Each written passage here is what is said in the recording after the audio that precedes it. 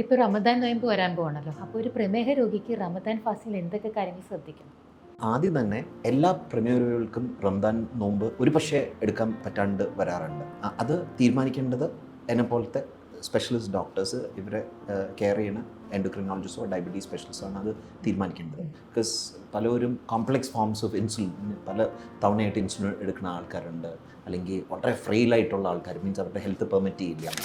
അപ്പോൾ ഇങ്ങനെയുള്ളവർ ഞങ്ങൾ ഡിസ്കറേജ് ചെയ്യേണ്ട അവർക്കും അറിയാം. പക്ഷേ ഭൂരിഭാഗം ആൾക്കാർക്ക് എടുക്കാൻ പറ്റും.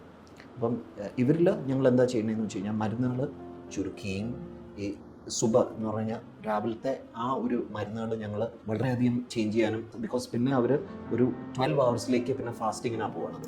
അപ്പം അങ്ങനെ വരുമ്പോൾ അതനുസരിച്ച് ഞങ്ങൾ മരുന്നുകളും ഇൻസുലിനും ചേഞ്ച് ചെയ്ത് കൊടുക്കാറുണ്ട് ഈ ഒരു സമയത്ത്. നിങ്ങളുടെ കുടുംബങ്ങളിൽ പ്രമേഹരോഗികൾ ഉണ്ടെങ്കിൽ ഇവർ റംദാൻ നോമ്പ് എടുക്കാൻ തയ്യാറെടുക്കുകയാണെങ്കിൽ നിങ്ങൾ ഈ മെസ്സേജ് അവരായിട്ട് ഷെയർ ചെയ്യണം.